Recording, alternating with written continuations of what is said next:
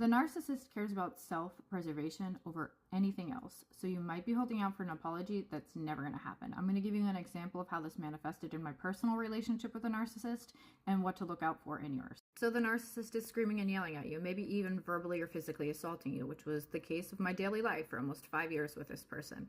They are going to now, step 2, look for a justification, someone to agree with them that it was okay that they did what they did, besides their own internal monologue. Now, we already know they don't feel bad because narcissists really don't have feelings other than feelings for themselves. But what they do need is validation, consistently and constantly from an exterior source. And if you're not giving it to them, then they're going to have to find it somewhere else. In my case, it was always the friends, the family, the coworkers, and this is exactly the tactic that would be used to justify the behavior. Okay, real example. I left my car keys in my car overnight. The car didn't get stolen. I was just exhausted from working like an 11-hour shift. And the narcissist woke up and decided to ram into me and tell me what a stupid bitch I was. I was a POS. It could have got stolen. That something could have, I'm so stupid and this is why bad things happen to me, right? So screaming and yelling, hangs up on me, and no word from him at all. Goes to work and tells 3 coworkers 3 separate stories. And I'll tell you why they're 3 separate stories. Okay, here's why. The first story is told to a moderately stable coworker that doesn't agree with him and says, oh, I've done that before.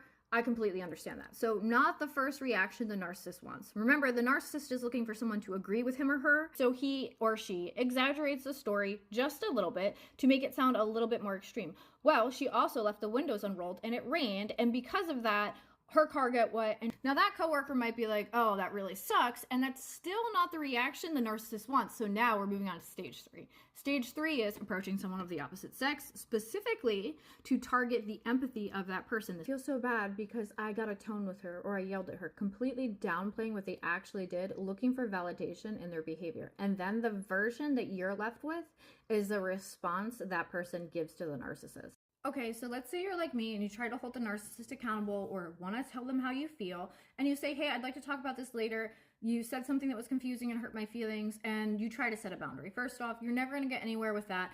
The narcissist is not going to address it, but what they are going to do is they're going to pivot and they're going to look for a way to manipulate that in their favor. I'm going to tell you how they do that. So you remember when I said they're going to go to the opposite sex and look for empathy? They're now going to add in something. This is a real life example. I have hundreds. Where they are now the victim, right? So the narcissist always has to be the victim. They're going to say, well, she left her keys in the car. She left the windows down. All my tools got stolen. And I don't even have money to buy new tools because I paid her electric bill this month. First off, paid the electric bill once a year ago. Second off, windows weren't rolled down. Tools weren't stolen. The story has been now manipulated so that they are going to get the validation they want, that they don't owe you an apology. But here's the kicker, the empathy hook. They're going to fake empathy to the coworker, especially if it's the opposite sex, because they know they're going to get the response they want to hear. They're honed in on getting the validation that they don't owe you an apology. So what do they say? They say, and I actually feel bad that I was rude to her and hung up the phone. And now I just feel like, maybe they don't even admit that they were rude. They're just like, well, I just feel bad now because I feel bad. And so what they're looking for is the person that they're telling this lie to be empathetic to them and to see that they are having bad feelings. They're sad, they're hurt, they have empathy for what they did to you. It's fake. If it was real, they would have texted you back. They would have called you and said, sure, we can talk about it later. I'm sorry I yelled at you.